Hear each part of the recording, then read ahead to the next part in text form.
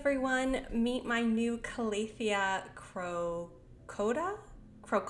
I'm not sure. This is a Calathea that I got on Etsy from Legends of Monstera. It's kind of in rough shape. I knew that when I bought it.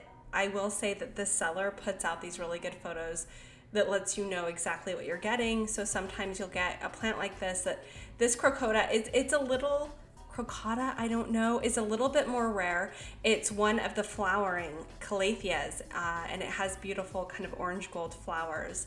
Here is one of its new leaves that you can see kind of what I'm hoping to cultivate in the plant a little bit more. And when I see plants like this, you can see a cat hair there. My cats love to get on this plant. Do you see that though?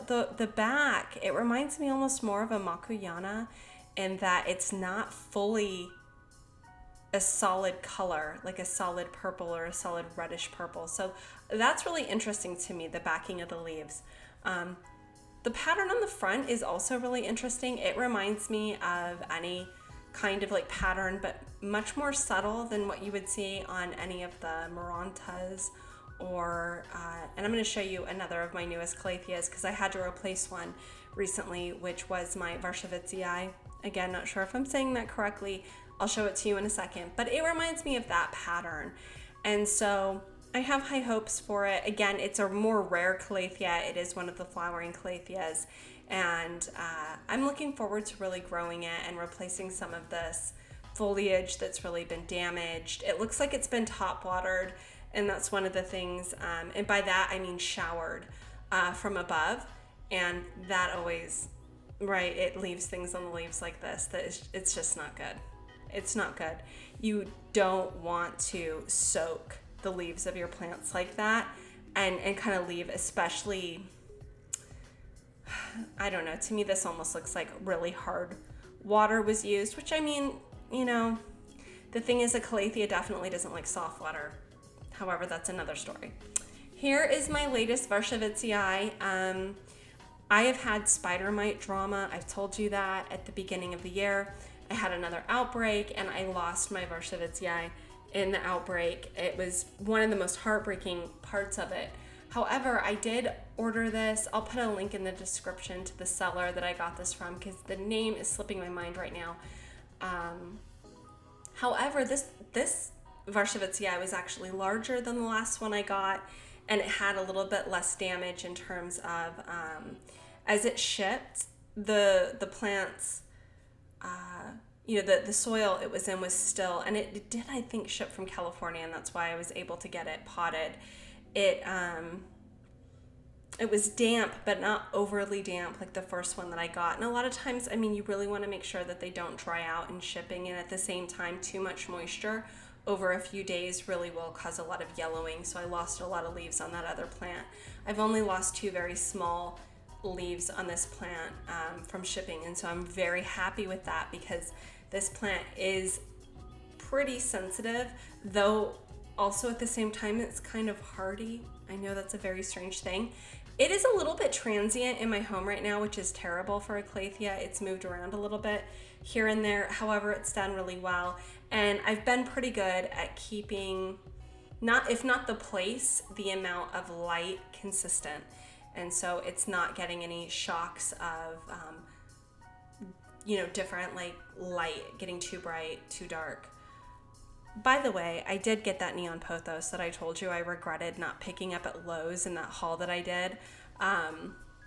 Yeah, look, do you see that variegation there? This neon pothos, and there's some there, stole my heart. I thought so much about it that after work one day, I decided, you know what, it's got some damage like that.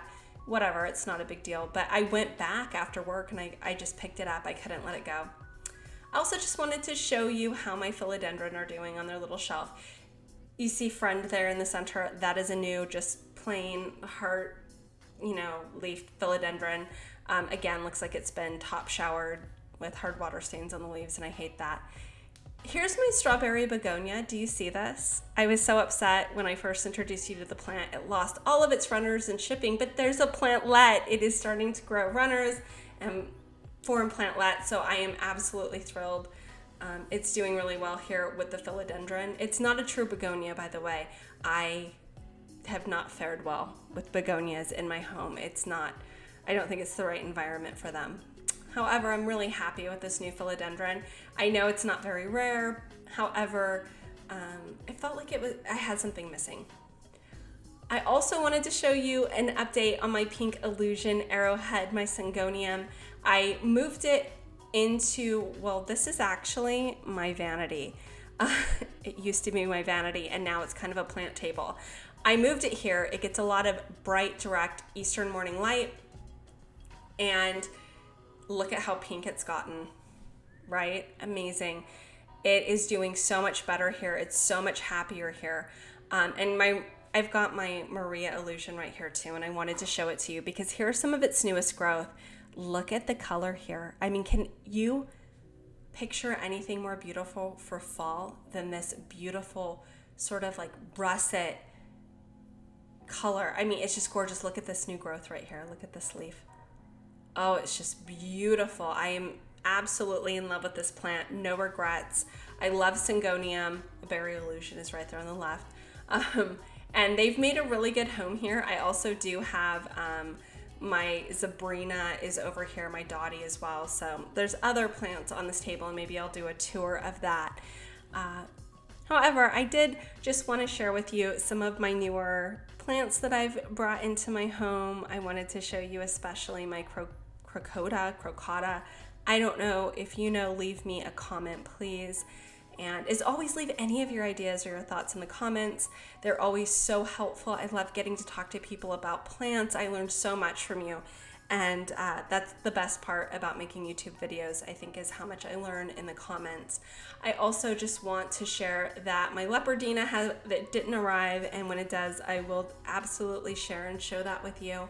But I do hope that you enjoyed seeing my 2 new Calathea and some of the plant updates about plants that I've shown before and how they're doing, how they're faring, how things are going, and changes in their care that have been helpful. If you have any questions, I would love it if you would ask in the comments. If you have any advice for me, please do leave it in the comments as well. I am going to be putting together a video soon talking a little bit. I've done a Calathea care video that was more of a technical video where I showed kind of how I tend to each Calathea in my house individually, and I did that on my Calathea medallion after it had dealt with a spider mite infection, and it had dealt with also being a little bit over fertilized, and just wanted to show exactly what it is that I do with each of my Calatheas. I wouldn't say monthly, but at least every other month.